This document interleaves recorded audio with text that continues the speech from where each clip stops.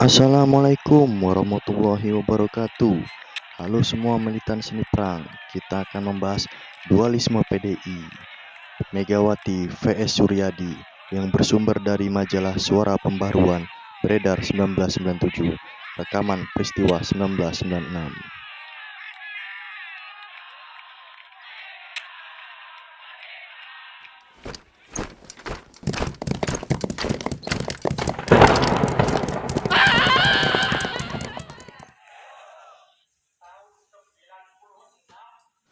Dalam 3 tahun ini, sampai Kongres 4 1996, sudah 2 kali asrama haji itu menjadi saksi bisu penyelenggaraan forum tertinggi partai yang dalam pemilu 1992 lalu meraih 56 kursi di DPR.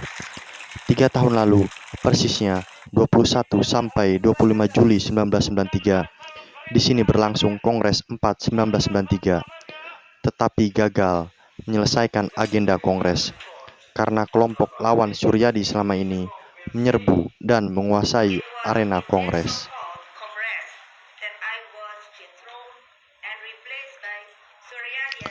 Kongres itu pun dilumuri darah beberapa kader partai akibat pukulan Satgas Keamanan Kongres. Karena korban dianggap ikut menggagalkan forum tertinggi partai itu. 3 tahun setelahnya itu, tepatnya tanggal 20 sampai 21 Juni 1996, Orsospol itu kembali menggelar kongres yang berjalan amat mulus. Asrama haji terkesan sejuk dan tenang. Suasana panas dan berdarah justru terjadi di Jakarta, ketika kelompok pendukung Megawati yang anti kongres bentrok dengan petugas keamanan di sekitar Monas Rabu 19 Juni 1996. Pada hari di mana para peserta kongres mulai memasuki asrama haji di Medan.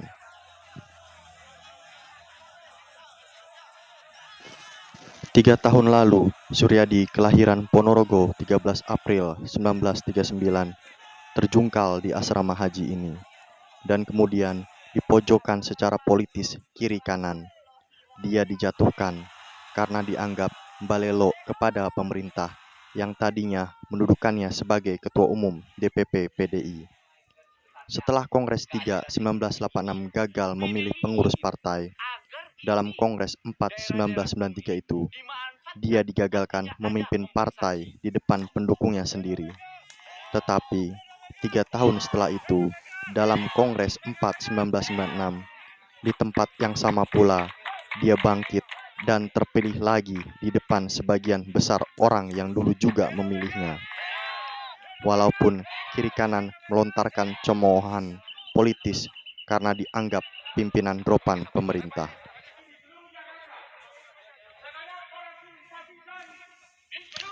Kongres 4 1996 memang bagaikan prosesi pengembalian mahkota ke kepala Suryadi yang sempat lepas selama 3 tahun dan dipakai 2 kader PDI lainnya.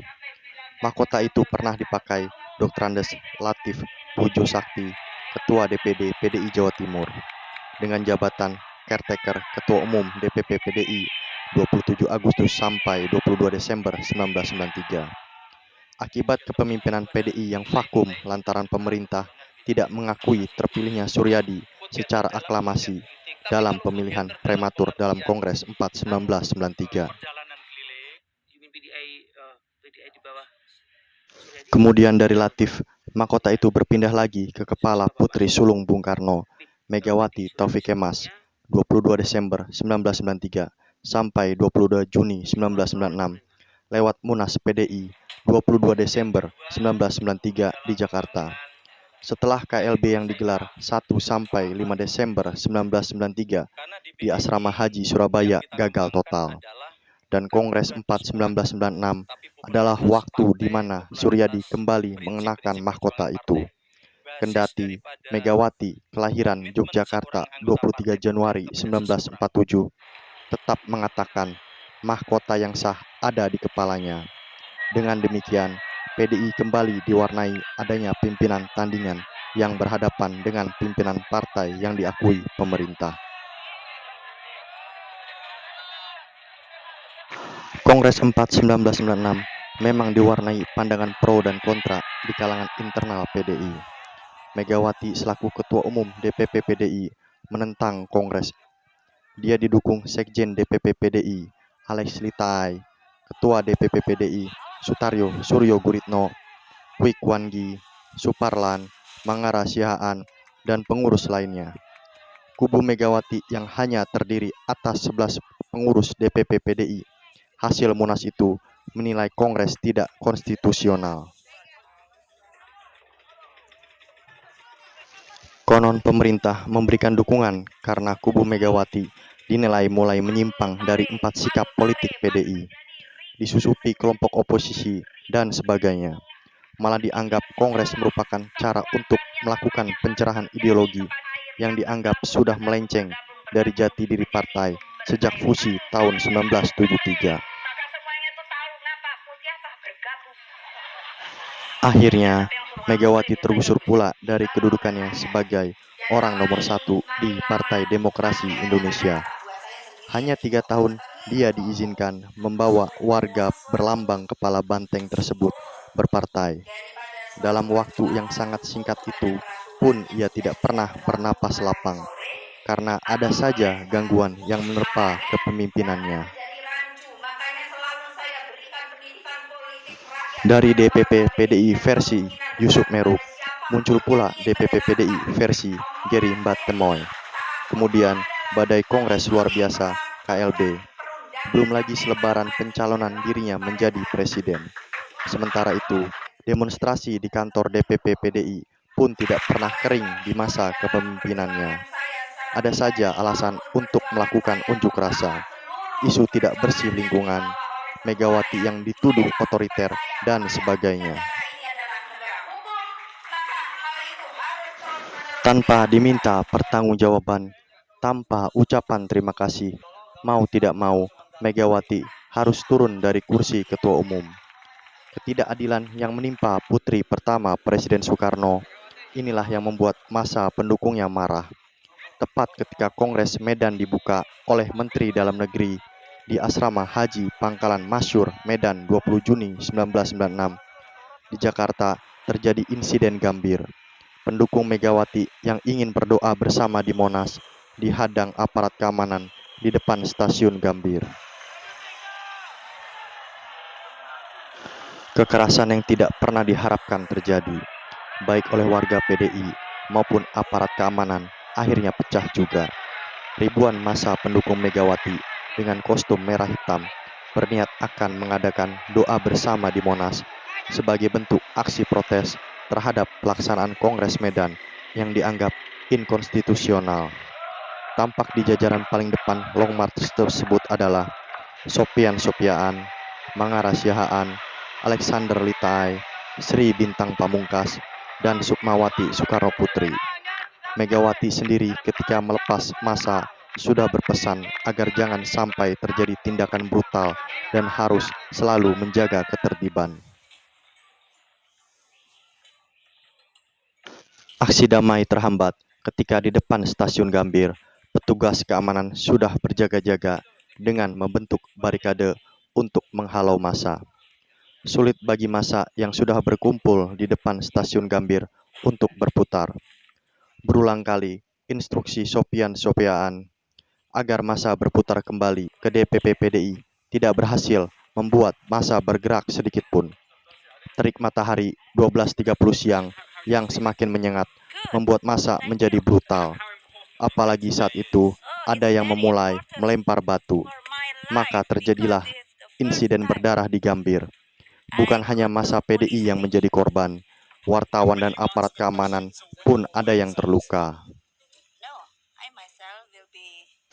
Dalam perkembangannya, aparat keamanan selalu berjaga-jaga di setiap sudut jalan kota Jakarta. Di sekitar lapangan Monas, Gambir, Jalan Diponegoro, tampak panser, truk militer, dan pasukan berkuda disiapkan untuk mengantisipasi kemungkinan terjadinya kerusuhan serupa.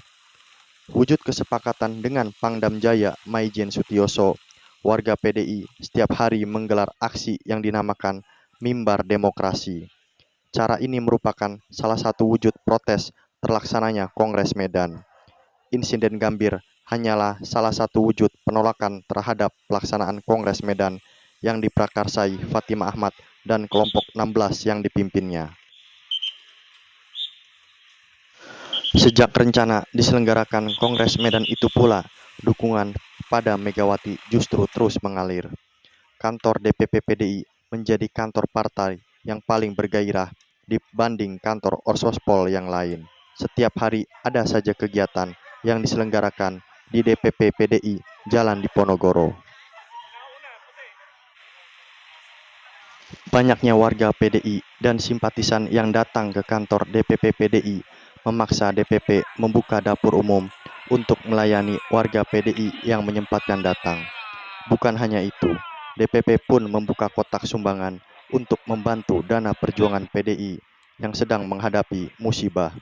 Kenyataannya, bukan hanya warga PDI dan simpatisan saja yang merelakan merogoh kantong menyumbang PDI.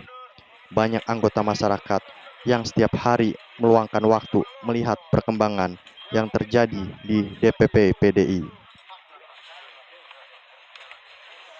Megawati juga menyatakan DPP PDI siap menunjukkan kepalsuan dan inkonstitusionalnya Kongres PDI baik dilihat dari konstitusi partai maupun Undang-Undang 45 di pengadilan. Gugatan DPP PDI ini akan dipercayakan pada Amartiwi Saleh sebagai penasihat hukum. Pernyataan kehendak cabang yang menjadi dasar diselenggarakannya Kongres ternyata penuh kepalsuan dan kebohongan, tandasnya. Tawaran untuk mengadakan penelitian terhadap bukti tertulis dukungan dilaksanakannya Kongres sudah disampaikan DPP PDI kepada pembina politik, tetapi tidak ditanggapi. Bahkan pengaduan yang disampaikan ke Komnas HAM sebagai lembaga yang terdiri dari orang-orang terhormat dan berintegritas tidak bisa mempengaruhi apa-apa. Proses hukum, ujarnya, akan mulai berjalan di pengadilan, karena semua berkas yang mendukung pengaduan tersebut akan segera disampaikan untuk membuktikan kepalsuan tersebut. Sebagai ketua umum yang sah, legal, dan konstitusional, Megawati juga menyatakan menolak segala bentuk tawaran kedudukan sebagai hasil dari pertemuan Medan.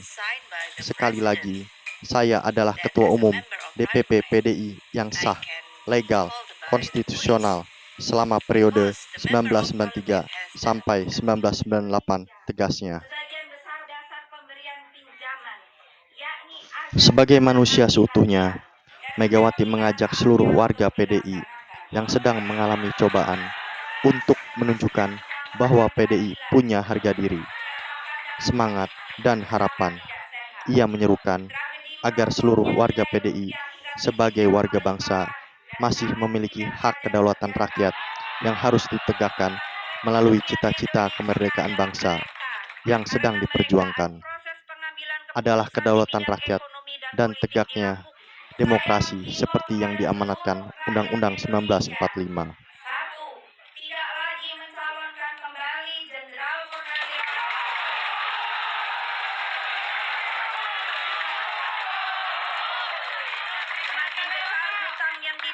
Sekian dari kami, Seni Perang.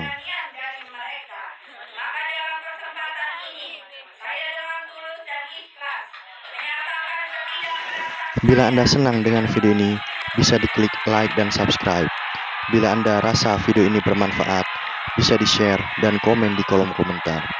Mohon maaf bila ada kekurangan dan kesalahan. Sampai jumpa di video-video selanjutnya.